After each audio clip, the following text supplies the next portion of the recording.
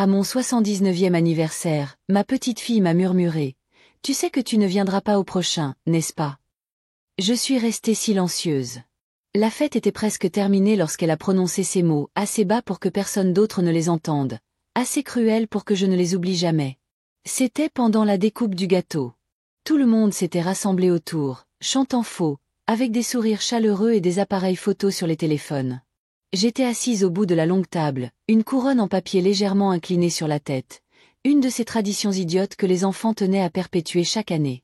Mon fils, Michael, se tenait derrière moi, une main sur mon épaule.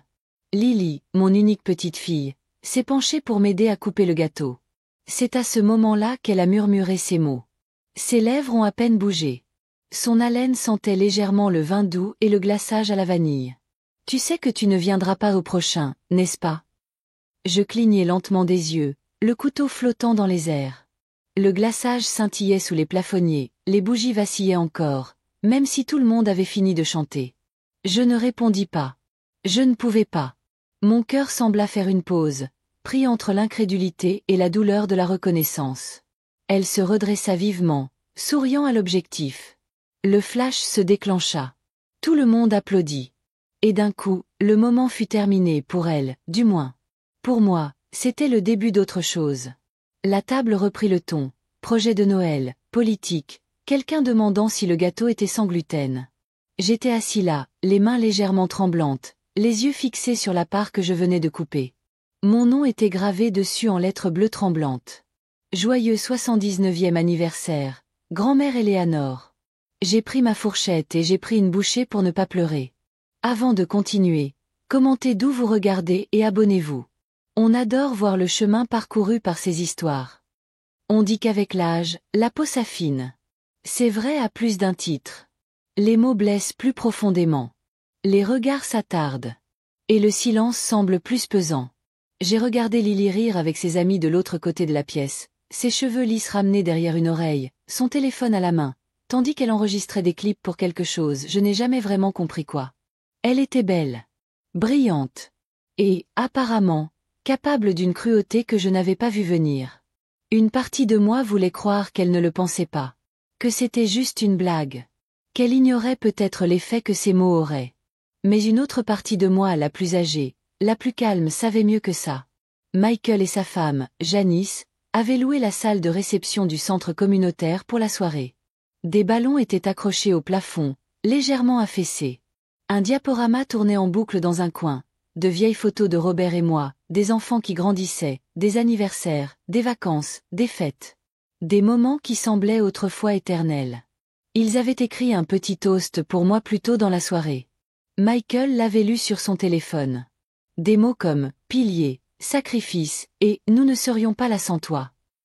J'avais souri poliment. Je m'étais même tamponné les yeux pour faire effet. Mais j'avais remarqué la façon dont Janice restait près de la porte toute la soirée, à regarder sa montre. Et j'avais remarqué que Lily ne s'asseyait jamais à côté de moi. Pas même pour une photo. En vérité, je ne m'étais pas sentie à ma place dans cette pièce depuis longtemps. Après le gâteau, les gens ont commencé à sortir. Des voisins du coin, de vieux amis de l'église que je n'avais pas vus depuis des mois. Un par un, ils m'ont serré dans leurs bras, m'ont murmuré des compliments, m'ont dit combien j'avais l'air jeune, combien j'avais de la chance. Finalement, il ne restait plus que la famille. Michael et Janice ont commencé à ranger, à empiler les assiettes et à rassembler les décorations. Lily se tenait près de la sortie, feuilletant les informations de son téléphone. Je l'ai appelée doucement. Lily. Elle leva les yeux, surprise, comme si elle ne s'attendait pas à ce que je parle. Je souris doucement. Tu veux bien m'aider à aller à la voiture? Elle hésita une seconde. Puis elle glissa son téléphone dans son sac à main et s'approcha. Bien sûr. Nous marchâmes en silence. L'air était vif dehors, le parking se vidant sous la lumière orange déclinante. Mon manteau pesait lourdement sur mes épaules, et je me sentais plus petite dans la nuit. Arrivée à la voiture, elle m'ouvrit la portière passager. Je me tournai vers elle et lui demandai tout bas. « Pourquoi m'as-tu dit ça tout à l'heure » Elle se figea. Ses yeux clignèrent. « Quoi » dit-elle trop vite. « Tu sais quoi » répondis-je d'une voix toujours calme. Elle rit nerveusement en repoussant ses cheveux derrière son oreille. C'était une blague, grand-mère. Tu es toujours si sérieuse. Je vois, dis-je. Je suis montée lentement dans la voiture, un pied à la fois, en faisant attention à ne pas laisser la porte se fermer trop tôt. Elle ne m'a pas dit au revoir. Elle ne m'a pas serrée dans ses bras. Elle s'est simplement retournée et est rentrée. Et je suis restée assise là un long moment, les mains jointes sur les genoux, à essayer de comprendre à quel moment j'étais devenue une femme à qui on pouvait parler ainsi, comme si j'étais déjà à moitié partie. Mais ce moment serait la dernière fois que je me serais assise tranquillement. Car quelque chose en moi avait changé cette nuit-là, quelque chose de longtemps endormi s'était réveillé. Et la femme que j'étais autrefois? Elle revenait. Le lendemain matin, je me suis réveillée avant le soleil. À mon âge, le sommeil s'en va souvent doucement et tôt, comme un invité poli qui ne veut pas abuser de son hospitalité. La maison était silencieuse. Silence, à l'exception des craquements familiers du vieux parquet sous mes pieds et du doux ronronnement du radiateur. J'ai enroulé un châle sur mes épaules et me suis dirigée vers la cuisine, où la bouilloire connaissait déjà son rôle matinal. En attendant que l'eau bout, j'ai regardé la petite pile de cartes d'anniversaire sur la table. Les cartes pailletées venaient des voisins, le générique à une grand-mère spéciale, de Janice, et une carte faite main de Lily que je n'arrivais plus à ouvrir. Elle trônait en haut de la pile, scellée et parfaite, se moquant de moi avec son ruban pastel et son écriture soignée. Au lieu de cela, j'ai tendu la main vers la photo épinglée au réfrigérateur. C'était moi et Robert, prise lors de notre dernier voyage à Savannah. Il m'entourait de son bras, les yeux plissés avec cette douceur qui les animait toujours lorsqu'il me regardait. La photo avait pâli sur les bords, comme tout le reste dans cette maison, mais le souvenir était encore vif. Il aurait été furieux des paroles de Lily. Et plus encore, il aurait remarqué la distance bien avant que je ne me l'avoue. Car à vrai dire, cet anniversaire n'était pas la première fois que je me sentais comme un fantôme dans ma propre famille. C'était juste la première fois que quelqu'un le disait à voix haute. À la mort de Robert, il y a 9 ans, quelque chose a changé dans la famille. Au début, ils se sont rassemblés, ils apportaient des plats mijotés, s'appelaient souvent, s'asseyaient à côté de moi à l'église. Mais petit à petit, le monde a repris son cours. On ne m'invitait plus au récital de piano de Lily. Michael ne passait plus le dimanche. Les vacances ont raccourci. Les appels téléphoniques ont cédé la place aux SMS. Les SMS au silence. Au début, je leur trouvais des excuses. Ils sont occupés, me disais-je. Ils ont une carrière, une vie. Mais il y a une différence entre être occupé et faire en sorte que quelqu'un se sente oublié. Je crois que la première fois que j'ai vraiment ressenti la distance, c'était le jour de mon 75e anniversaire. Ils m'ont envoyé des fleurs et m'ont appelé en visioconférence. Janice a dîné avec ses collègues, Lily avait des examens, et Michael s'est excusé au téléphone, disant qu'il se rattraperait. Ils ne l'ont pas fait. Je me souviens d'être assise dans cette même cuisine, en train de réchauffer un reste de ragoût, portant le même pull bleu que j'avais mis plus tôt dans la journée, au cas où quelqu'un passerait. Personne ne l'a fait. C'est l'année où j'ai arrêté de mettre 2 assiettes supplémentaires sur la table. Le sifflement de la bouilloire m'a tiré de ce souvenir. J'ai versé l'eau sur mon sachet de thé, regardant la vapeur monter, et je me suis assise près de la fenêtre. Dehors, le jardin était encore nu de l'hiver. Robert avait autrefois planté des rangées de tulipes près de la clôture. Elles n'avaient pas poussé depuis des années. Cela m'a frappé alors, comme une marée lente atteignant le bord du rivage. J'attendais que cette famille revienne à moi. J'attendais que Michael se souvienne. J'attendais que Janice s'adoucisse. J'attendais que Lily me voie. Et dans toute cette attente, j'avais perdu des parts de moi-même. Mais la nuit dernière, le murmure de Lily ne m'avait pas seulement blessé, il avait ouvert quelque chose. Une petite vérité discrète que je ne pouvais plus ignorer. Il me voyait comme temporaire. Une obligation. Un chapitre qu'il pensait bientôt clore. J'ai baissé les yeux vers mon thé et me suis posé la question que j'aurais dû me poser il y a des années. Et si j'arrêtais d'attendre? Et si j'arrêtais de m'attarder discrètement aux marges de leur vie, espérant être vue? Et si je recommençais à vivre la mienne, comme avant de devenir juste grand-mère Éléanore? Avant notre mariage, Robert me qualifiait de sauvage. Pas téméraire, mais sauvage. Curieuse. Indépendante. Je rêvais d'enseigner l'art en Italie, de faire du bénévolat à l'étranger, d'ouvrir un café-librairie. J'avais une voix. Mes opinions étaient immenses. Puis le mariage est arrivé, et les enfants. Et quelque part en chemin, j'ai laissé ces rêves passer au second plan, puis le coffre, et finalement, je les ai complètement abandonnés. Mais peut-être n'était-il pas trop tard pour en atteindre un seul. Peut-être que cette trahison silencieuse de ma petite fille, aussi cruelle soit-elle, était aussi un miroir. Un moment qui m'a montré à quel point ma vie ne m'appartenait plus vraiment. J'ai jeté un coup d'œil à la carte d'anniversaire de Lily, toujours fermée. Je l'ai ouverte. À l'intérieur se trouvait un dessin de nous deux. Moi, en forme de bonhomme allumette, les cheveux gris en chignon, Lily à côté de moi, toutes deux coiffées de chapeau de fête. Un cœur flottait au-dessus de nos têtes. En dessous, d'une écriture soignée, il était écrit « À la femme la plus forte que je connaisse. Je t'aime pour toujours. Lily. » J'ai eu le souffle coupé. Parce que le dessin n'était pas nouveau. Je m'en souvenais. Elle l'avait fait à 8 ans. Et il l'avait réutilisé pour ma carte d'anniversaire pour mes 79 ans. Janice l'avait probablement trouvé dans un tiroir et avait décidé que ça ferait l'affaire. J'ai gardé la carte longtemps. C'était la deuxième blessure. Discrète, irréfléchie et plus douloureuse que la première. Il n'avait même pas essayé. Je me suis levée, je me suis dirigée vers la poubelle de la cuisine et j'y ai jeté la carte sans hésiter. Je n'ai pas pleuré. Je n'ai pas soupiré. J'ai simplement commencé à faire de la place. Cet après-midi-là, j'ai appelé un centre communautaire local où j'étais bénévole. Je leur ai demandé s'ils proposaient toujours un programme artistique pour les femmes âgées. La femme à l'autre bout du fil était ravie d'avoir de mes nouvelles. Nous avons une réunion de groupe le jeudi maintenant. Vous seriez parfaite. Je lui ai dit que j'y serais. Puis j'ai appelé Suzanne, une vieille amie de l'église qui avait déménagé sur la côte l'année dernière.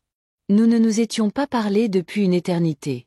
Elle a répondu à la deuxième sonnerie. « Éléanore » a-t-elle dit, presque en riant. « C'est vraiment vous. » Nous avons discuté pendant près de 2 heures. Elle m'a demandé comment allait la famille, et je lui ai dit la vérité, non pas avec amertume, mais avec clarté. À la fin de l'appel, elle m'a dit « Tu as l'air plus légère. » Et je l'étais. Ce soir-là, je me suis préparée à dîner, pas de restes congelés, pas de céréales. Un vrai dîner. Du saumon grillé, du riz au citron, des légumes rôtis et un verre de vin. J'ai allumé une bougie. Je me suis assis à table. J'ai mis de la musique. Non pas parce que quelqu'un venait, mais parce que j'étais suffisant. Je me suis endormi ce soir-là sans le cœur lourd. Et dans les jours qui ont suivi, quelque chose d'extraordinaire s'est produit. J'ai commencé à avoir des nouvelles de gens, de vieux amis, des voisins, et même de quelqu'un à qui je n'avais pas parlé depuis les funérailles de Robert. Certains avaient vu des photos de la fête en ligne. L'un d'eux m'a envoyé un message qui disait « Tu étais magnifique. J'espère qu'ils t'ont traité comme une reine. » Je n'ai pas répondu. Mais j'ai gardé le message. Car, au fond de moi, je savais que ce nouveau chapitre ne porterait plus sur ce que j'avais perdu. Il s'agissait de ce que je récupérais. Et la revanche tranquille de la dignité? Elle ne faisait que commencer. Le lendemain matin, je me suis réveillée avant le soleil. À mon âge, le sommeil s'en va souvent doucement et tôt, comme un invité poli qui ne veut pas abuser de son hospitalité. La maison était silencieuse. Silence, à l'exception des craquements familiers du vieux parquet sous mes pieds et du doux ronronnement du radiateur. J'ai enroulé un châle sur mes épaules et me suis dirigée vers la cuisine, où la bouilloire connaissait déjà son rôle matinal. En attendant que l'eau bout, j'ai regardé la petite pile de cartes d'anniversaire posées sur la table. Les cartes scintillantes étaient celles des voisins, le générique à une grand-mère spéciale, de Janice, et une carte faite main de Lily que je n'arrivais plus à ouvrir. Il se trouvait au sommet de la pile, scellé et parfait, se moquant de moi avec son ruban pastel et son écriture soignée. Au lieu de cela, j'ai attrapé la photo épinglée sur le réfrigérateur. C'était Robert et moi, prise lors de notre dernier voyage à Savannah. Il m'entourait de son bras, les yeux plissés avec cette douceur qui les animait toujours lorsqu'il me regardait.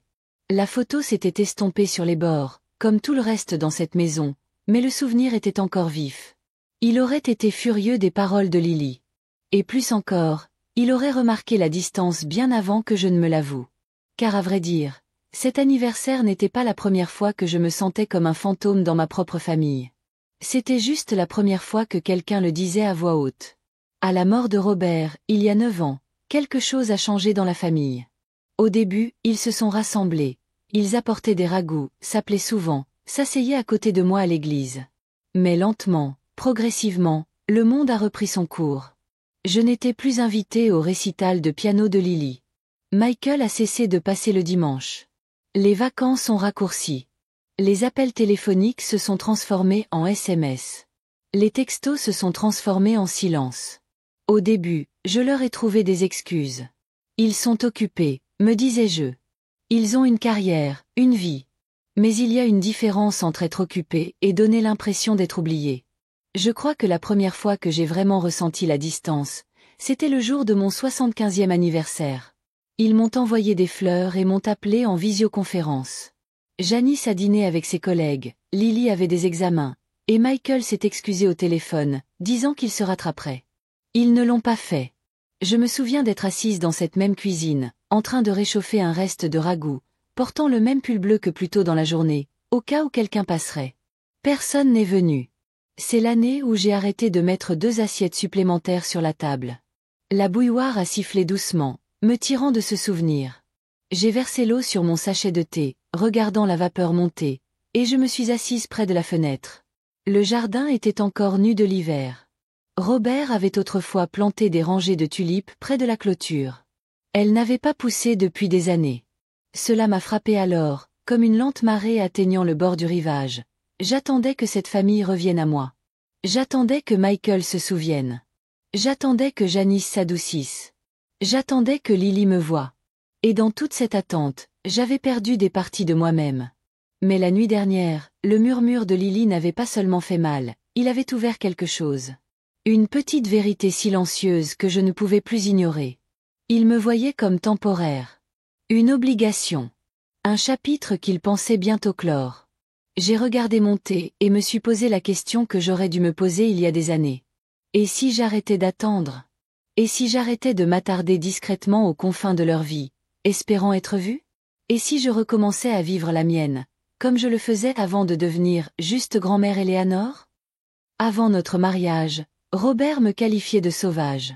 Pas téméraire, mais sauvage. Curieuse. Indépendante. Je rêvais d'enseigner l'art en Italie, de faire du bénévolat à l'étranger, d'ouvrir un café-librairie. J'avais une voix. Mes opinions étaient omniprésentes. Puis le mariage est arrivé, et les enfants. Et en chemin, j'ai laissé ces rêves de côté, puis le coffre, et finalement, je les ai complètement abandonnés. Mais peut-être n'était-il pas trop tard pour en choisir un seul. Peut-être que cette trahison silencieuse de ma petite fille, aussi cruelle fut-elle, était aussi un miroir. Un moment qui m'a montré à quel point ma vie ne m'appartenait plus vraiment. J'ai jeté un coup d'œil à la carte d'anniversaire de Lily, toujours fermée. Je l'ai ouverte. À l'intérieur se trouvait un dessin de nous deux. Moi, en forme de bonhomme allumette, les cheveux gris en chignon, Lily à côté de moi, toutes deux coiffées de chapeau de fête. Un cœur flottait au-dessus de nos têtes. En dessous, d'une écriture soignée, il était écrit « À la femme la plus forte que je connaisse. Je t'aime pour toujours. » Lily. J'ai eu le souffle coupé. Parce que le dessin n'était pas nouveau. Je m'en souvenais. Elle l'avait fait quand elle avait 8 ans. Et il l'avait réutilisé pour ma carte d'anniversaire pour mes 79 ans. Janice l'avait probablement trouvé dans un tiroir et avait décidé que ça ferait l'affaire. J'ai gardé la carte longtemps. C'était la deuxième blessure. Silencieuse, irréfléchie et plus douloureuse que la première. Il n'avait même pas essayé. Je me suis levée, je me suis dirigée vers la poubelle de la cuisine et j'y ai jeté la carte sans hésiter. Je n'ai pas pleuré. Je n'ai pas soupiré. J'ai simplement commencé à faire de la place. Cet après-midi-là, j'ai appelé un centre communautaire local où j'étais bénévole. J'ai demandé s'il proposait toujours un programme artistique pour les femmes âgées. La femme à l'autre bout du fil était ravie d'avoir de mes nouvelles. On a une réunion de groupe le jeudi maintenant. Tu serais parfait.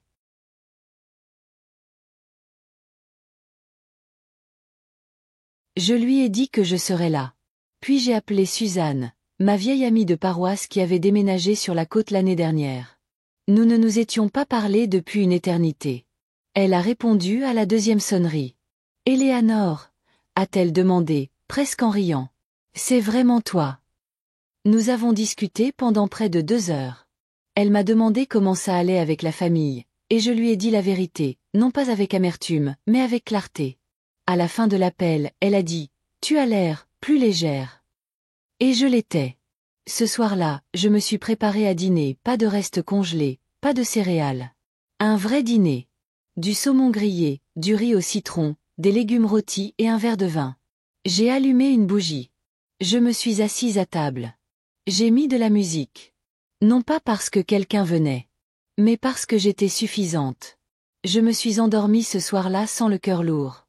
Et dans les jours qui ont suivi, quelque chose d'extraordinaire s'est produit. J'ai commencé à avoir des nouvelles de gens, de vieux amis, des voisins, et même de quelqu'un à qui je n'avais pas parlé depuis les funérailles de Robert. Certains avaient vu des photos de la fête en ligne. L'un d'eux m'a envoyé un message qui disait « Tu étais magnifique. J'espère qu'ils t'ont traité comme une reine. » Je n'ai pas répondu. Mais j'ai gardé le message. Parce qu'au fond de moi, je savais que ce nouveau chapitre ne porterait plus sur ce que j'avais perdu. Il s'agissait de ce que je récupérais. Et la revanche silencieuse de la dignité? Ça ne faisait que commencer. Il y a quelque chose de discrètement puissant à se remettre à faire les choses pour soi, des choses que personne ne remarque, des choses dont personne ne fait l'éloge. J'ai commencé à me lever plus tôt, non pas par obligation, mais par envie. J'ouvrais grand les rideaux chaque matin et laissais entrer la lumière du soleil. Je ne me précipitais plus pour consulter mon téléphone, attendant un message qui pourrait ne jamais arriver. Je préparais le petit déjeuner lentement, œufs à la coque, toast au vrai beurre, orange fraîche. Ni céréales, ni tartines grattées de margarine et d'indifférence. J'écoutais de la musique tout en faisant le ménage. J'époussetais des photos encadrées qui commençaient à ressembler à des reliques. Je réorganisais des tiroirs que je n'avais pas ouverts depuis des années. Un à un, je me réappropriais les espaces de ma maison qui étaient devenus de paisibles musées de ce qui avait été. Et dans tout ce mouvement, quelque chose d'inattendu se produisit. Je me remis à rêver. Pas de grands rêves. Ni l'Italie, ni les librairies, ni les choses qui changent le monde. Mais de vrais rêves.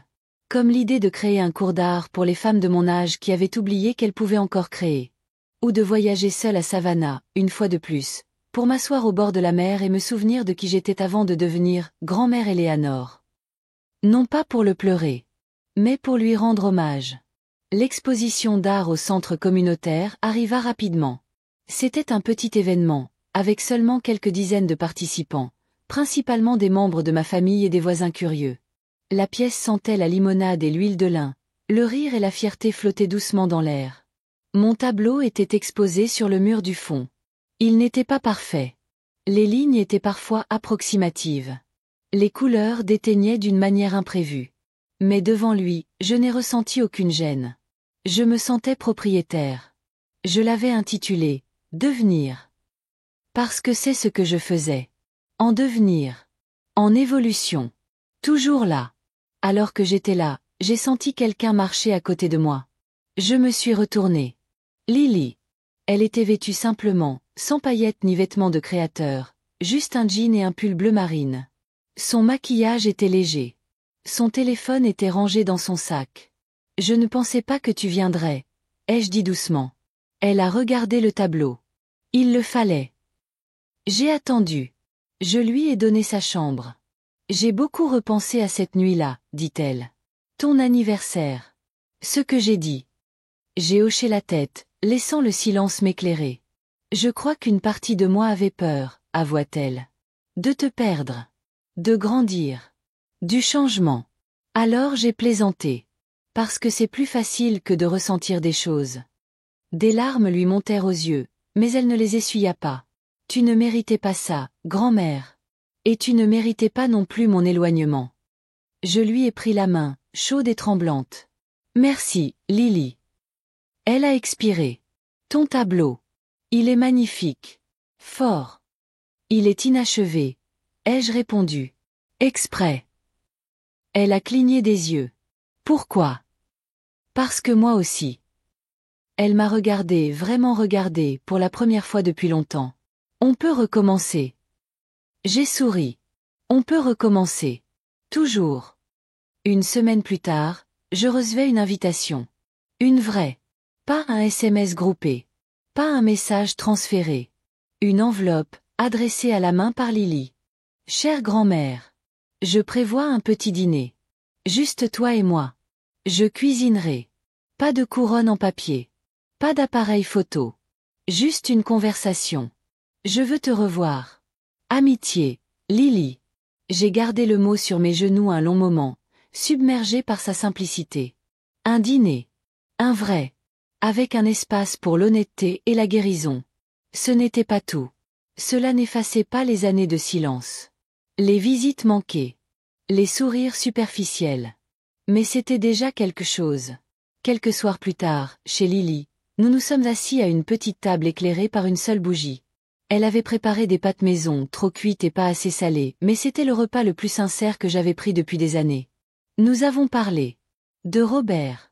De la façon dont il dansait avec moi dans la cuisine, même quand il n'y avait pas de musique. De la façon dont je dessinais sur des serviettes quand j'étais nerveuse.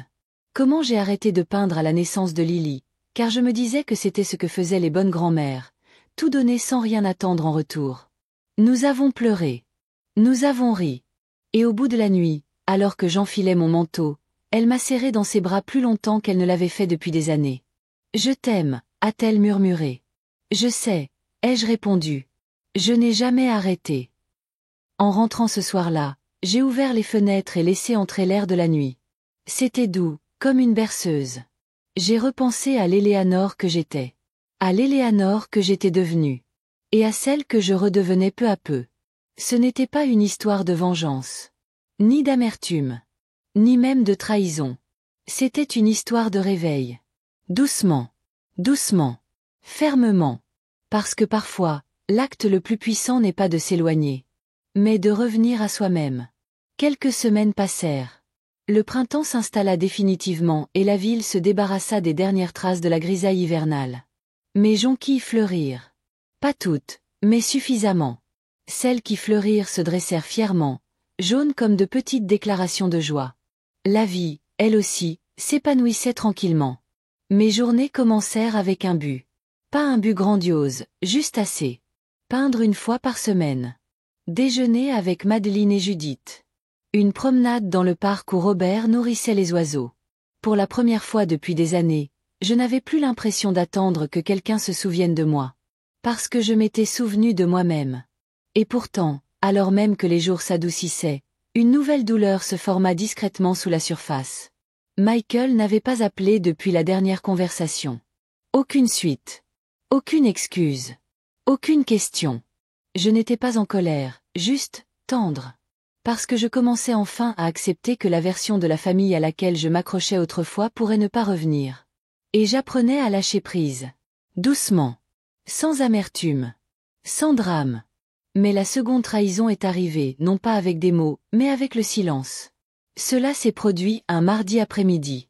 J'étais à la caisse de l'épicerie du coin, en train de feuilleter un magazine, quand j'ai entendu deux femmes parler derrière moi, la voix de Janice, reconnaissable entre toutes, polie comme toujours. Elle a encore dit que c'était la peinture d'Éléanore. Tu y crois? A-t-elle ri?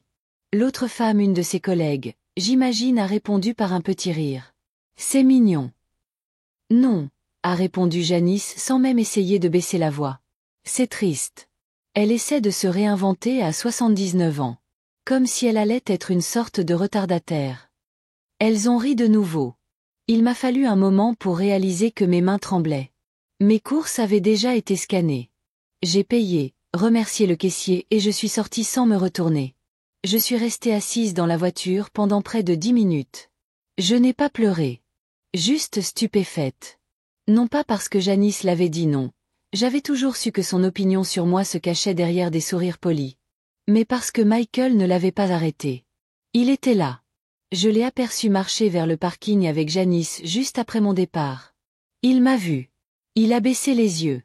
Et comme ça, une fois de plus, il a laissé quelqu'un d'autre me définir en sa présence. Je suis rentrée chez moi, les courses oubliées sur la banquette arrière.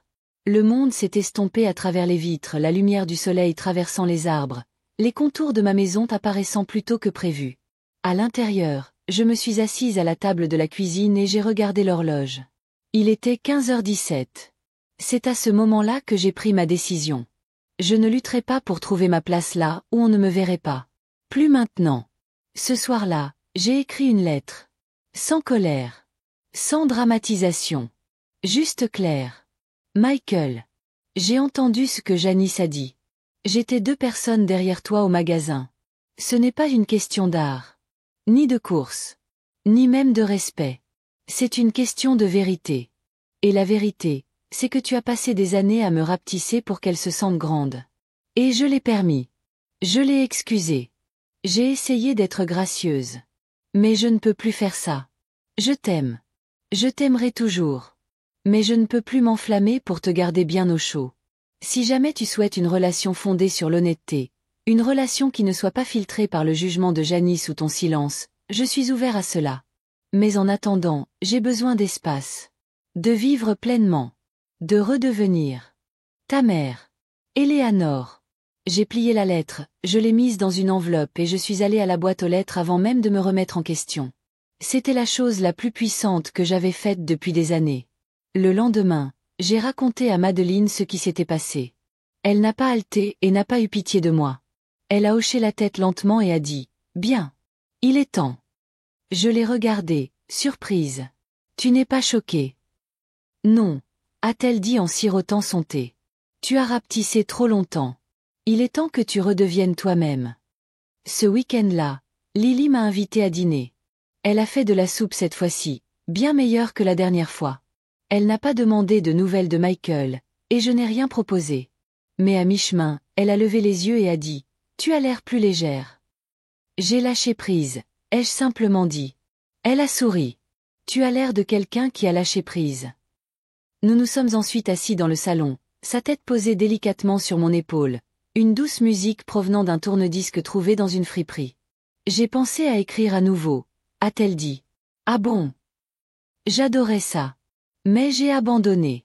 La fac, la pression, les gens qui s'attendaient à ce que je me spécialise dans quelque chose d'utile. J'ai attendu. Je crois que j'ai cessé d'être moi-même, grand-mère. Pendant longtemps. Je lui ai touché la main. Ça arrive. Mais c'est à toi de choisir quand t'arrêter. Elle s'est tournée vers moi. Le fait que tu te choisisses toi-même m'a aidé plus que tu ne le penses. J'ai fermé les yeux un instant. J'ai juste respiré sa chaleur, son calme, la douceur de la guérison. Nous n'avions pas besoin de tout réparer.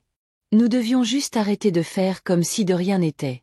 Et à partir de là, nous pouvions recommencer. De retour à la maison, je me suis assis à mon chevalet, commençant un nouveau tableau. Pas de plan. Pas de plan. Juste des couleurs vives et des coups de pinceau doux, guidés par l'instinct. Dans un coin de la toile, j'ai peint une tulipe. Pas parfaite. Juste ce qu'il faut. Et pour la première fois depuis des décennies, j'ai souri, non pas parce qu'on m'en avait donné une raison, mais parce que j'en étais la raison. L'été s'est installé comme un vieil ami, familier, doux, doré. Le genre de chaleur qui persiste sur la peau longtemps après le coucher du soleil. Mon monde était plus calme maintenant, mais pas vide. Plus comme avant. Il était calme comme une phrase bien écrite, complète, posée, pleine de sens entre les lignes. Michael n'avait pas répondu à la lettre. Pas un appel. Pas même un SMS. J'ai consulté ma boîte aux lettres un peu plus souvent que je ne voudrais l'admettre. J'ai regardé mon téléphone un peu trop souvent. Mais finalement, j'ai cessé de m'attendre à quoi que ce soit. Et puis, ça a fait moins mal.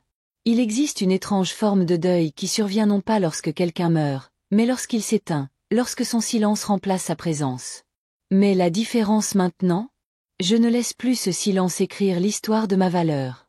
Parce qu'en chemin, je l'avais moi-même réécrite. L'exposition d'art du centre communautaire avait connu un succès si discret que Madeleine a suggéré quelque chose d'audacieux. Ouvrir une soirée-galerie. Rien que pour nous. Toutes les femmes de plus de 60 ans. Des histoires, des peintures, de la poésie, tout ce que nous avons gardé en nous pendant des années. L'idée m'a fait battre le cœur comme elle ne l'avait pas fait depuis des décennies. Je me suis portée volontaire pour aider à l'organiser. Nous l'avons appelée la seconde floraison. Parce qu'il ne s'agissait pas du passé. Il s'agissait de tout ce qui pousse encore. Un matin, je triais une boîte de vieux souvenirs au grenier. Des albums poussiéreux. Des reçus d'un voyage que Robert et moi avions fait à Charleston. La couverture pour bébé de Lily, douce et délavée. Au fond de la boîte se trouvait quelque chose que je n'avais pas vu depuis des années. Une lettre que Robert m'avait écrite la veille de notre 20e anniversaire. Éléanore. Si jamais tu oublies qui tu es, lis ceci. Parce que je t'ai vu donner des morceaux de toi-même pour faire de la place aux autres. Tu es plus qu'une mère. Plus qu'une épouse. Tu es feu, douceur et joie obstinée. Tu entres dans les pièces comme si tu y étais à ta place et c'est le cas. Ne disparais jamais. Je t'aimerai toujours. Robert. J'ai pleuré doucement sur le sol du grenier, la lettre tremblant dans mes mains. Non pas parce qu'il me manquait. Il me manquerait toujours. Mais parce que je me souvenais enfin de la femme à qui il écrivait. Elle était là. Une semaine avant la soirée de la galerie, j'ai reçu une visite inattendue. Janice. Elle a frappé. 2 fois. Quand j'ai ouvert la porte, elle se tenait sur mon porche comme quelqu'un pris sous la pluie. Parfaitement habillée, complètement prise au dépourvu. Éléanore, a-t-elle dit avec un sourire forcé. On peut parler. Je me suis écartée mais je n'ai rien dit. Elle est entrée comme si c'était encore son droit, jetant un coup d'œil à la maison comme si elle la voyait pour la première fois. J'ai entendu parler de votre petite exposition d'art, a-t-elle dit, assise au bord de mon canapé comme si cela risquait de l'attacher. Elle est partout en ville. Ça s'appelle la seconde fleur, ai-je répondu. Eh oui, les gens semblent enthousiastes. Elle cligna des yeux. C'est bien. Je suppose. Il y avait quelque chose sous sa voix de l'inconfort, peut-être même de l'insécurité. Mais c'était habillé de perles et de posture. Je suis venue parce que je pense qu'on a mal commencé. Il y a des années. Je ne dis rien. Elle se déplaça, croisant les jambes. Michael est différent ces derniers temps. Distant. Depuis que tu as envoyé cette lettre. Mon cœur battait plus lentement. Plus régulièrement. Il est resté silencieux, continua-t-elle. En retrait. Je vois, dis-je calmement. Je pense juste, ajouta-t-elle prudemment, qu'il est peut-être temps de laisser tomber. Tu as fait valoir ton point de vue. Je la regardai alors. Vraiment. Et je vis la vérité. Janice n'était pas là par inquiétude. Elle était là parce qu'elle avait perdu le contrôle. Elle était là parce qu'elle perdait prise sur Michael, et mon refus discret de jouer le jeu avait modifié l'équilibre. Mais je n'étais pas en colère. Je me sentais lucide. Je n'ai pas envoyé cette lettre pour faire passer un message, dis-je doucement. Je l'ai envoyée parce que j'avais besoin d'arrêter de perdre des morceaux de moi-même en silence. Elle se redressa. Michael a besoin de paix. Moi aussi, répondis-je. Elle se leva vivement, son sac à la main. Tu as changé. Je suis de retour, dis-je. Il y a une différence. Après son départ, je me suis préparé une tasse de thé et me suis assis sur la véranda. Le vent était doux ce soir-là. La lumière dorée. Un oiseau s'est posé sur la balustrade à côté de moi, puis s'est envolé tout aussi vite. Pour la première fois, j'ai vraiment cru avoir fait le bon choix. Non pas par fierté, mais par amour pour moi-même. La seconde floraison était magnifique. Des femmes se tenaient devant des toiles, des poèmes et des journaux intimes qui attendaient depuis des années d'être vus. Une femme a lu un poème qu'elle avait écrit le lendemain du départ de son mari en 1982. Une autre a apporté des sculptures faites de verre brisé, récupérées après son diagnostic de cancer du sein. Et moi? J'ai lu une courte lettre que j'avais écrite à la jeune Éléanore. Chère Éléanore, tu attendais qu'il te voie. Tu as donné, donné, donné. Et quand ils ont oublié qui tu étais, tu es restée silencieuse. Mais regarde-toi maintenant. Immuable. Douce. Toujours debout. Ils se trompaient à ton sujet. Tu ne te fanes pas. Tu t'épanouis. En devenir. Éléanore. Les applaudissements étaient discrets. Mais la guérison était retentissante. Plus tard dans la soirée, alors que je rangeais mes affaires, Lily est apparue à mes côtés. Elle avait les larmes aux yeux.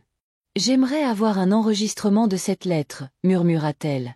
Tu as l'original, dis-je en désignant ma poitrine. Là-dedans. Elle hocha la tête, puis m'entoura de ses bras et ne me lâcha plus pendant un long moment.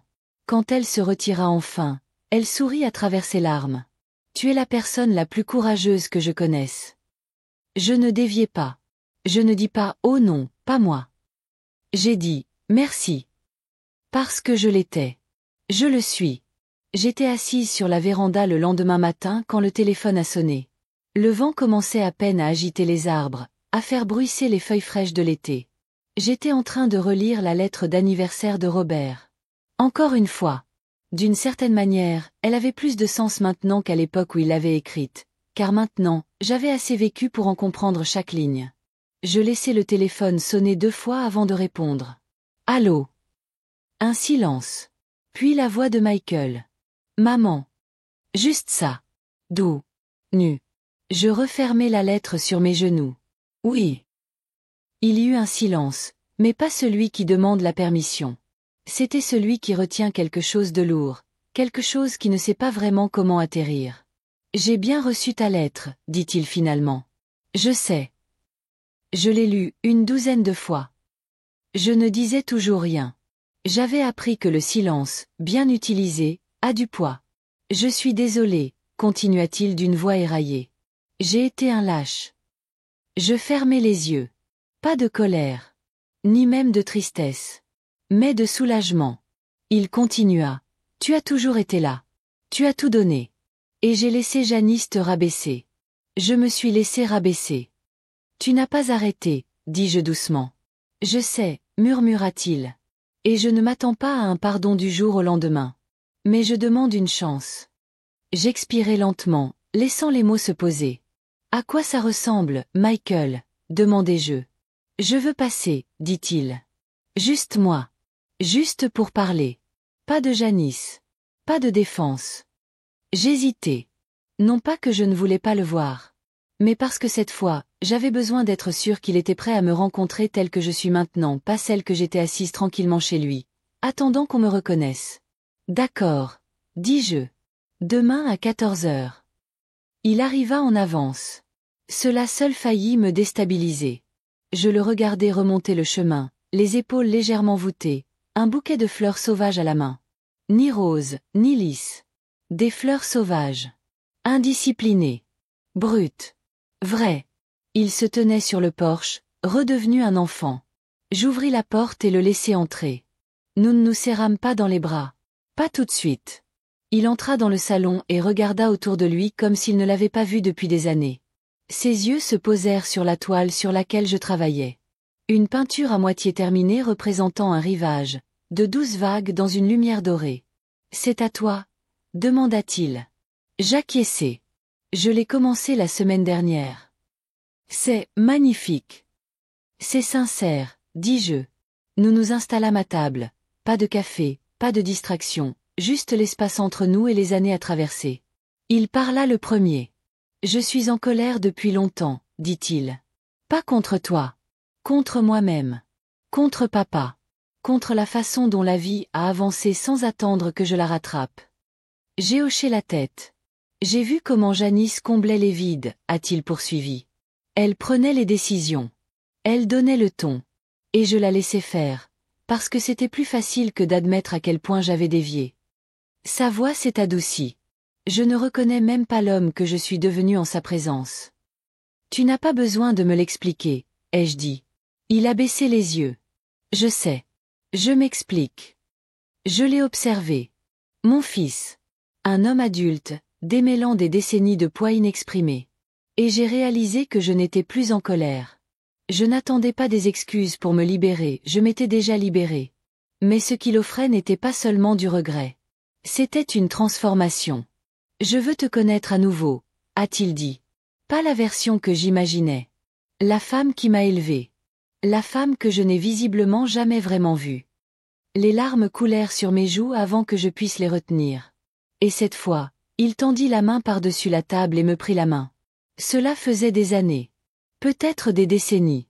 Nous étions assis ainsi, en silence, pas de discours théâtraux, pas de grande réconciliation. Juste une mère et son fils, décidés à ne pas rester perdus. Quand il partit, il m'embrassa sur la joue. Et je le regardai descendre les marches, plus léger qu'il n'était venu. Ce soir-là, j'ajoutai un dernier coup de pinceau à mon tableau du rivage. Je le signai en bas à droite, ER. Mes initiales. Plus maman. Plus madame. Juste moi. Eleanor Rose. Les jours passèrent. Puis une semaine. Lily passa avec des pêches fraîches. Nous fîmes un crumble et dansâmes dans la cuisine au son d'un vieux disque d'Ella Fitzgerald. Michael m'envoyait un SMS par jour maintenant. Rien de grave, juste « Comment s'est passée ta journée ?» ou « Je pense à toi ». Parfois, c'est tout ce dont on a besoin pour savoir que quelqu'un essaie. Et puis le courrier est arrivé. Dans une enveloppe couleur crème, une lettre. Pas d'adresse de retour, mais je connaissais l'écriture. Janice. Je l'ai ouverte. Eleanor. Je ne suis pas fière de la tournure des événements. J'avais tort. Je le vois maintenant.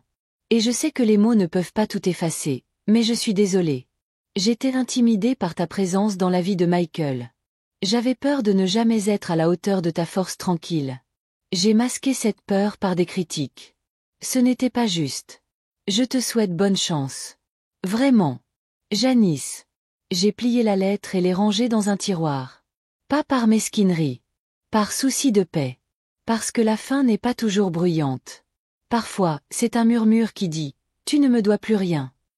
Le dimanche suivant, je me suis retrouvée devant le miroir, vêtue d'une robe bleu marine que je n'avais pas portée depuis les funérailles de Robert.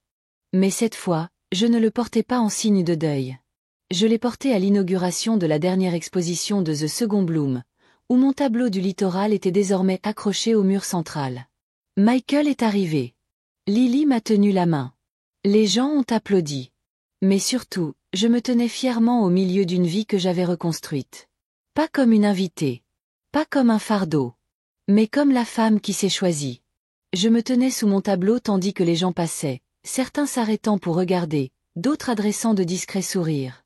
La toile scintillait doucement dans la lumière dorée de la galerie, les vagues rencontrant le rivage, la lumière s'estompant à l'horizon. Je l'avais intitulée « La frontière du calme ». Une femme s'est approchée de moi, une inconnue. La cinquantaine avancée, le regard doux, vêtue d'un châle à motifs. « C'est vous l'artiste ?» a-t-elle demandé. J'ai hoché la tête. Je voulais juste dire que peindre procure de la paix, dit-elle. Mais aussi quelque chose de plus profond. Comme un chagrin qui s'en va enfin. Ma gorge se serra. Je souris, touchée. Merci.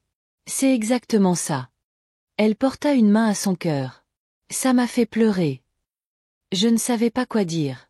Alors je ne dis rien. Et pour la première fois, le silence me parut la réponse appropriée.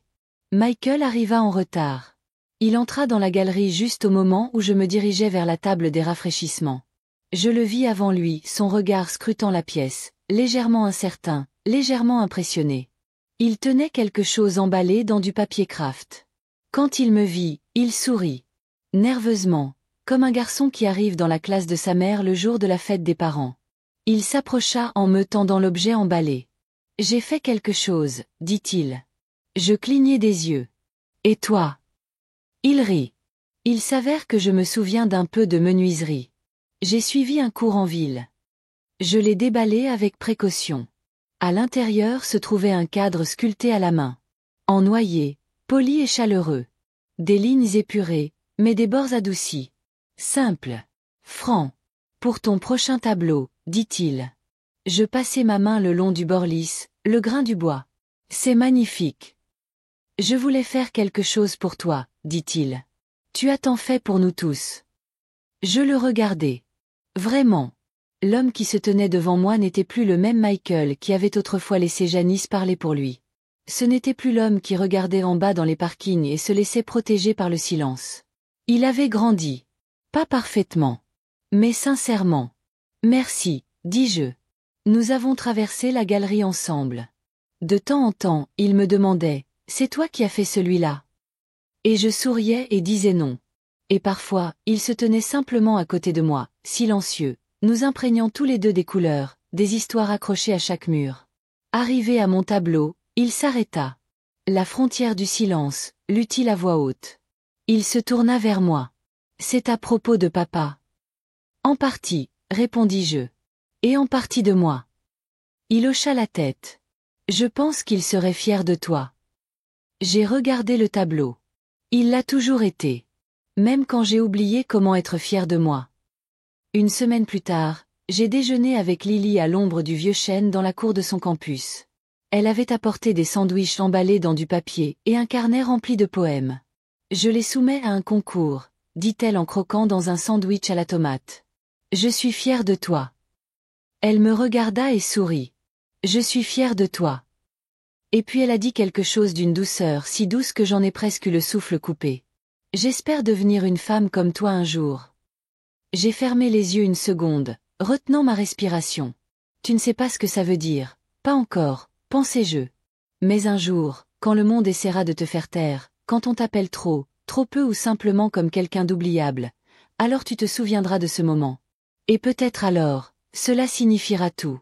Ce soir-là, de retour à la maison, je me suis assise près de ma fenêtre avec une tasse de thé à la menthe. La lune était douce, enveloppée de nuages, et la rue était silencieuse. J'ai repensé au silence du monde autrefois, solitaire, vide. Mais maintenant, le silence était profond. Plein de choses que je n'aurais jamais cru retrouver. La paix, un but, des liens. Non pas en courant après l'approbation de qui que ce soit, mais en retrouvant ma place. On a sonné à la porte. Je n'attendais personne. Quand je l'ai ouvert, il n'y avait personne. Juste un petit paquet posé sur le passe-partout. À l'intérieur, un cadre photo. Argenté. Propre. Élégant. Et dedans, une photo de moi, Lily et Michael à la galerie. Prise sans que je ne l'aie remarqué. Nous sourions tous, chacun de notre côté. Lui, prudemment. Elle, radieuse. Moi. Le mien était le sourire de quelqu'un enfin vu. Au dos du cadre, un mot était collé. Pendant toutes ces années où nous ne nous sommes pas dit merci. Nous le disons maintenant. Avec amour, Michael et Lily. J'ai posé la photo sur ma cheminée. À côté de celle de Robert. À côté d'une photo de moi à 23 ans. Un pinceau dans une main et des rêves dans l'autre. Elle était à sa place. J'étais à sa place. Toujours debout. En train de créer. En train de devenir. Fin juillet a apporté des orages. Pas le genre silencieux, mais celui qui fait vibrer l'âme, qui résonne à travers les vieux murs et fait vibrer les cadres. Je les ai toujours aimés. Ils donnaient au monde un air d'honnêteté. Pas de faux semblants. Pas de politesse discrète. Juste une tempête qui dit exactement ce qu'elle ressent. Ce soir-là, j'étais assis près de la cheminée, mon carnet de croquis sur les genoux et une seule lampe projetant une flaque de lumière dorée. La pluie martelait les fenêtres et le vent balayait le porche, éparpillant les feuilles comme des pages oubliées. Je dessinais un autoportrait. Pas de mémoire. Pas d'un miroir. Mais d'une émotion. Des lignes traçant la force dans la douceur. Des rides qui ne masquaient pas le temps, mais l'honoraient. Des lèvres qui avaient appris à se taire quand c'était sage et à parler quand c'était important. Des yeux qui portaient encore l'émerveillement, même s'ils étaient aussi empreints de chagrin. Je ne dessinais plus celui que j'étais. Je dessinais celui que j'étais devenu. À mi-chemin, il y eut une panne de courant. La pièce fut plongée dans l'obscurité. Et je me suis simplement assis. Pas de peur. Pas de panique. Juste moi et le silence. Le tonnerre grondait comme des tambours lointains. L'odeur de la pluie trempant la terre. Le rythme d'une maison qui avait abrité des vies. C'est drôle comme j'avais peur du silence autrefois. Maintenant, il me semblait comme un compagnon. Le lendemain, je suis allée à la librairie du centre-ville. La même où Robert et moi passions nos dimanches après-midi. À l'époque, nous nous séparions, lui au rayon histoire, moi au rayon fiction, et nous nous retrouvions au café du fond où il me lisait des passages comme des secrets. Je n'y étais pas allée depuis des années. La sonnette au-dessus de la porte a sonné doucement quand je suis entrée. L'endroit sentait la même chose, vieille page, café infusé, fauteuil en cuir usé. En parcourant les rayons, j'ai remarqué quelque chose sur le tableau d'affichage près du café, un prospectus. Voix du porche, une soirée de lecture par des femmes de plus de 60 ans. Partagez vos histoires. Votre force. Vos chapitres qui comptent encore. Mon cœur battait la chamade. J'ai pris le dépliant. À la maison, je l'ai lu 2 fois. Puis j'ai appelé. Une voix joyeuse a répondu. Allô. J'aimerais lire, ai-je dit. Pour l'événement. Il y a eu un silence. Génial. Avez-vous quelque chose d'écrit? J'ai regardé le carnet de croquis posé sur la table à côté de moi. Oui, ai-je dit. J'en ai un. Lily m'a aidé à choisir le texte. Nous étions assis chez elle, entourés de papier, de tasses à thé et de scones à moitié mangés. Elle a pointé du doigt un passage de mon journal que j'avais écrit des semaines auparavant.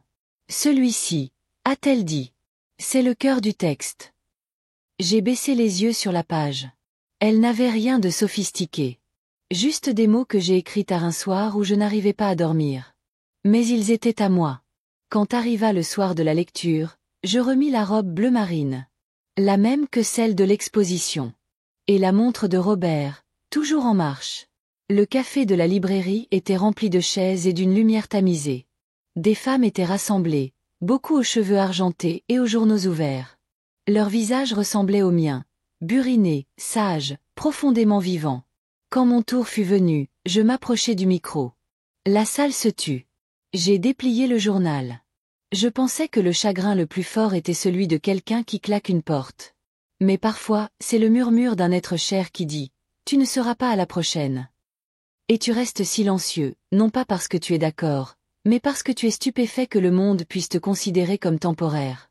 Je suis resté silencieux pendant des années. Jusqu'à ce que je ne le sois plus. Jusqu'à ce que je repeigne. Jusqu'à ce que je me souvienne que ma voix n'était pas qu'un bourdonnement de fond dans l'histoire de quelqu'un d'autre. J'ai vécu 79 ans, et je n'ai pas fini. Je ne m'efface pas. Je ne me replie pas. Je ne m'excuse pas d'en vouloir encore plus. Je suis la prochaine. Et celle d'après. Et tant qu'il y aura du souffle, du pinceau et du langage en moi, je continuerai à être présente. Parce que je n'ai jamais été l'invité. J'ai toujours été l'hôte. Bienvenue dans mon histoire. Tu arrives juste à temps. Quand j'ai terminé, il y a eu un silence. Puis, des applaudissements. Ni polis. Ni performatifs. Mais tonitruants. Comme si une tempête de reconnaissance nous avait tous traversés, et que l'air était enfin clair. Dehors, Lily me serra si fort dans ses bras que je sentais son cœur battre. « Je ne veux pas manquer un seul chapitre de ton histoire, grand-mère, murmura-t-elle. Tu ne le feras pas, dis-je. Nous sommes rentrés à pied sous un ciel étoilé. Le lendemain matin, j'ai trouvé un message sur mon répondeur. C'était Michael. Maman. J'étais là hier soir. J'étais assis au fond. Je ne crois pas t'avoir jamais écouté comme ça. J'ai pleuré. Beaucoup. Et je veux juste te dire. Il marqua une pause. Je l'entendis reprendre son souffle. Je te vois maintenant. Vraiment. Et je t'aime.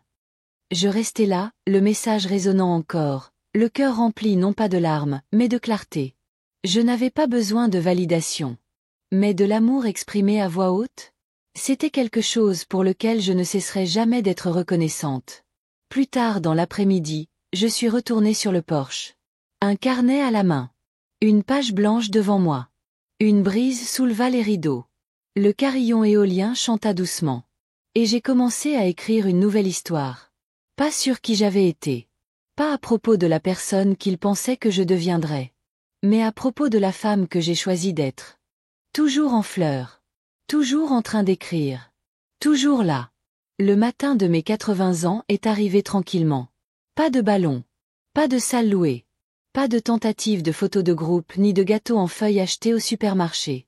Juste la lumière du soleil qui filtrait par la fenêtre de ma cuisine, chaude et dorée, se posant doucement sur la table usée où j'étais assise avec une tasse de thé fraîche et un mot de Lily, attendant d'être ouverte.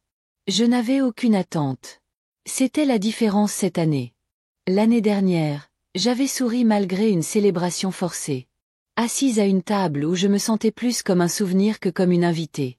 J'avais ravalé des mots qui ne demandaient qu'à être prononcés et accepté une part de gâteau comme un signe d'appartenance. Mais cette année, je m'étais déjà offerte le seul cadeau qui comptait. Moi-même. Vers midi, la sonnette a retenti. Quand j'ai ouvert, Lily était là, souriante, tenant une petite boîte emballée dans du papier craft et de la ficelle. Joyeux anniversaire, grand-mère. Elle entra sans demander mon autorisation et posa la boîte sur la table.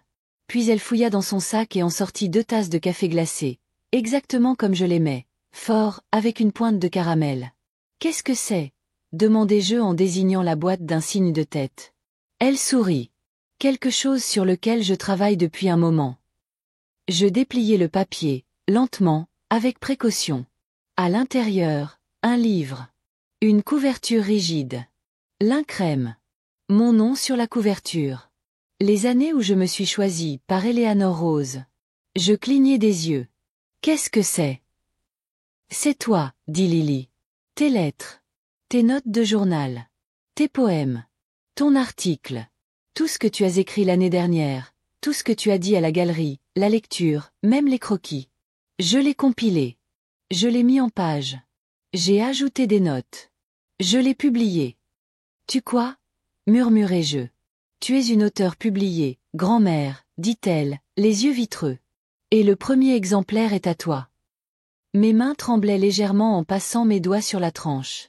À l'intérieur se trouvaient des pages de ma voix, des pages que je pensais que personne n'avait entendues.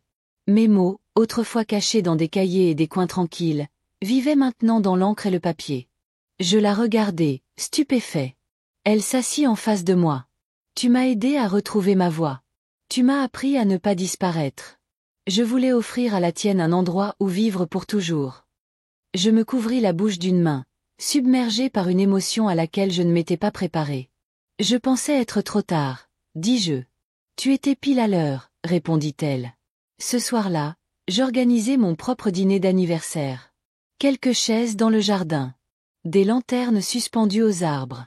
Du pain frais. Du poulet au citron. Une salade aux herbes du rebord de la fenêtre. Pas de couronne en papier. Juste une présence. Michael est arrivé. Tôt cette fois. Seul. Il a apporté un bouquet de tulipes oranges et blanches du genre que Robert avait l'habitude de planter. Il m'a serré dans ses bras avant même que je puisse réfléchir. Une vraie étreinte. Celle qui exprime tout ce que les mots ne peuvent dire. 80 ans te vont bien, a-t-il dit en souriant.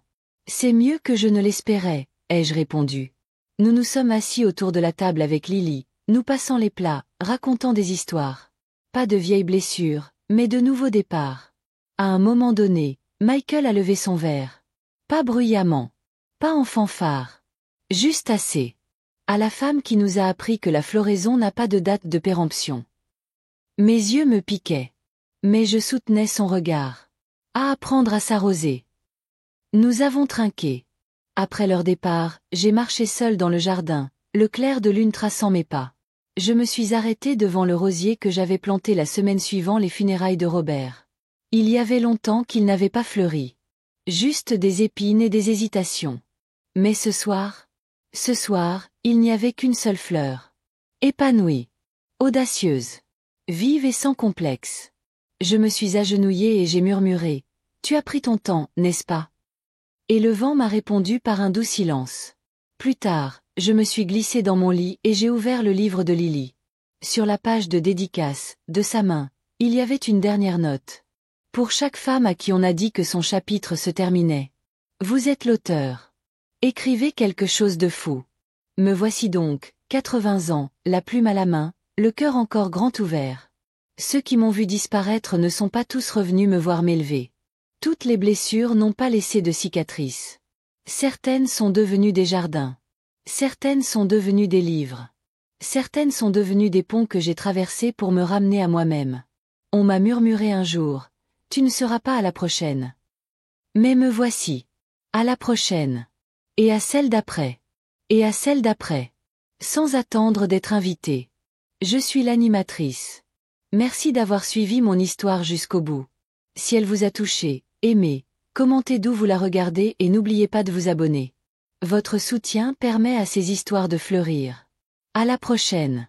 Cerisier en fleurs.